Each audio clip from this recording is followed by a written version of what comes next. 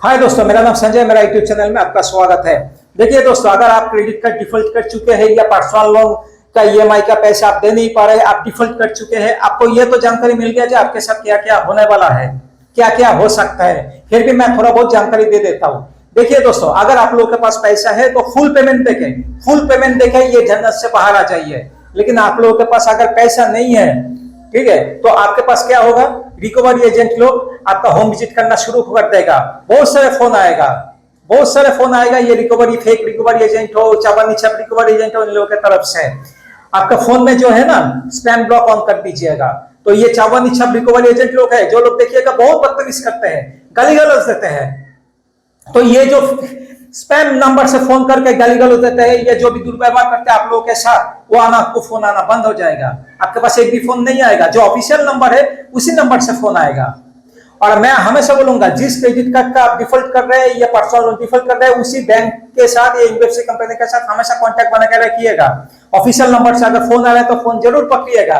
अगर मेल के थ्रू कोई नोटिस आ रहा है तो उस नोटिस का रिप्लाई जरूर दीजिएगा, उसको इग्नोर मत कीजिएगा। बहुत लोग होते हैं सोचते हैं मैं घर छोड़ के चला जाऊंगा इधर उधर, ऐसा कभी भी मत कीजिएगा। आप घर छोड़ के क्यों जाएंगे? आपका आस पड़ोस में तो बोलेगा, जो ये बंदा देखो लोन लिया, पैसा नहीं दे पा रहा है, घर छोड़ के भाग गया। क्यों करेंगे ऐसे? आपका तो मान सम्मान है ना, तो आप घर छोड़ के क्यों भाग जाएंगे? आपने तो कोई चोरी नहीं किया, कोई डाका नहीं डाला। क्या होगा आपके साथ? बोलिए क्या होगा? आपको क्या पुलिस पकड़ के लेके चला जाएगा? नहीं ना। कोई थाने से कोई आएगा एडवोकेट आके आपको उठा के लेके चला जाएगा? ऐसा नहीं होगा। जो भी अगर कोई फोन पुलिस बन के या एडवोकेट बन के आपको फोन कर रहे हैं, मानिएगा 100% झूठा फोन है। पुलिस कभी भी या एडवोकेट कभी भी आपको फोन करके धमकाएगा नहीं, पैसा दे दीजिए। पैसे के लिए कभी भी कोई एडवोकेट या पुलिस फोन नहीं करता है। ये चावनी छाप रिकवरी एजेंट लोग रहता है ना, एक जगह बैठ के फोन करता रहता है। मेरे पास भी बहुत सारे ऐसा फोन आया था। तो इससे डरिए मत। आगे क्या करना पड़ेगा उसके बारे में सोचिए।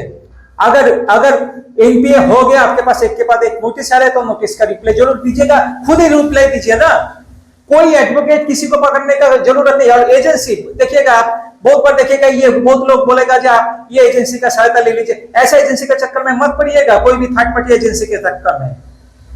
जो भी सेटलमेंट होगा, जो भी प्रोसेस होगा, आपके साथ और बैंक के साथ होगा। कोई मिडिलमैन आके आपको सेटलमेंट करके नहीं देगा। बात को समझिएगा। आपने पर्सनल लोन लिया या क्रेडिट कार्ड लिया, तो क्रेडिट कार्ड या पर्सनल लोन कौन दिया? बैंक ने दिया ना। तो जो भी सेटलमेंट होगा आपके और बैंक के साथ ही होगा, कोई थर्ड पार्टी एजेंसी आके आपको सेटलमेंट करके नहीं देगा। तो इसलिए बोलूंगा, कोई भी थर्ड पार्टी एजेंसी के चक्कर में मत पड़िए, जानकारी लीजिए।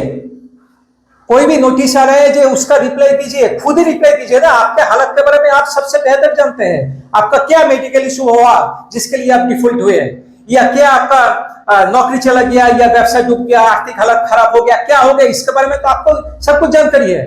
तो वही जानकारी आपको दीजिए ना बैंक को। जो इसी हालत के चक्कर में मैं पैसा दे नहीं पा रहा हूं, आपके हालत के बारे में आपसे बेहतर कोई नहीं जान सकता है। तो वो जानकारी दीजिए बैंक को। बैंक भी समझेगा आपके बारे में। ऐसा नहीं है जो बैंक समझेगा नहीं है, बैंक भी समझेगा। अगर उसके बाद अगर आर्बिट्रेशन का प्रोसेस हो रहा है, अगर आपके खिलाफ आर्बिट्रेशन प्रोसेस हो रहा है, तो उसमें एक ऑब्जेक्शन दीजिए। आप खुद भी ऑब्जेक्शन लेकर दे सकते हैं, या आपको लग रहा है कि किसी एडवोकेट के थ्रू देंगे तो वो भी दे सकते हैं। अगर आपका पहचान का है, कोई दोस्त वगैरह है, रिश्तेदार में कोई एडवोकेट है, उसका भी सहायता ले सकते हैं। तो ऐसा नहीं है जो आपका मतलब सब कुछ खत्म हो गया। आपने क्रेडिट कार्ड या पर्सनल लोन डिफॉल्ट किया मतलब सब कुछ जिंदगी खत्म हो गया, ऐसा नहीं है। कुछ नहीं होगा आपके साथ, कुछ नहीं होगा। आपका सिविल देख के, आपका प्रोफाइल देख के आपको क्रेडिट कार्ड पर्सनल लोन दिया गया। आपने तो कोई फेक आईडी नहीं दिया ना, दिया क्या? नहीं दिया ना। तो आपने तो कोई चोरी नहीं किया, जो कोई डाटा नहीं डाला। आपका हालत खराब है इसलिए आप दे नहीं पा रहे। जैसे ही हालत थोड़ा थोड़ा अच्छा होगा, थोड़ा थोड़ा करके पैसे का इंतजाम कीजिए। देखिए कहां से कैसे आप इनकम कर सकते हैं। अभी तो आप इनकम नहीं कर रहे ना, लेकिन दिमाग में ये रखिए कि कैसे मैं थोड़ा थोड़ा करके पैसा का इंतजाम कर सकता हूँ। थोड़ा थोड़ा करके पैसे का इंतजाम कीजिए, और वो पैसा एक जगह जब हो जाएगा, और जैसे ही सामने से बैंक की तरफ से, एनबीएफसी कंपनी की तरफ से आपको अच्छा खासा कोई सेटलमेंट का ऑफर देगा, तो सेटलमेंट करके मैटर को क्लोज कर दीजिएगा। तो इससे घबराने का क्या जरूरत है? अगर आर्बिट्रेशन आ रहा है, आर्बिट्रेशन का नोटिस का रिप्लाई दीजिए, खुद ही दे सकते हैं। अगर लग रहा है आपको कोई पहचान तो कोई एडवोकेट है, उसके थ्रू भी आप दे सकते हैं। देखिए एडवोकेट के थ्रू देने से क्या होता है मैं बोल देता हूं। एडवोकेट क्योंकि उसको प्रॉपर नॉलेज होता है। लेकिन आप खुद भी अगर एडवोकेट का सहायता आप नहीं ले नहीं पा रहे, आपका हालत इतना खराब है, आप किसी को किसी एडवोकेट को पैसा नहीं दे पा रहे या फीस दे नहीं पा रहे, उससे कोई रिप्लाई कर नहीं पा रहे, तो कोई बात नहीं, आप खुद ही दीजिए ना, खुद ही दीजिए। देखिए, बात को समझिए, जो भी कुछ हुआ है आपके साथ हुआ है, तो आप सब कुछ कर सकते हैं, आप सब कुछ कर सकते हैं। आप दिमाग को थोड़ा ठंडा रखिए। अगर मेंटली हैरेसमेंट बहुत हो रहे हैं तो मैं बोलूंगा एक हफ्ते के लिए किसी दूर जगह पे जाइए, थोड़ा दूर जगह पे जाइए जहां पर आपको सुकून मिले, थोड़ा शांति मिले, उधर एक सप्ताह रह के आइए। उसके बाद जब आप वापस आएंगे ना, देखिएगा सब कुछ आप टैकल कर सकेंगे। तो इसलिए बोलूंगा मेंटली हैरेसमेंट मत होने दीजिए आपके साथ, कुछ नहीं होगा, कुछ नहीं हुआ है। क्या होगा अगर ऑटो डेबिट लगा के रखते, सेक्शन 25 का नोटिस ही आएगा ना, ईसीएस का नोटिस, ईसीएस बाउंस का केस होगा, उसमें क्या है, जाइए ना, एक एडवोकेट पकड़ लीजिएगा, आपको तुरंत बेल मिल जाएगा।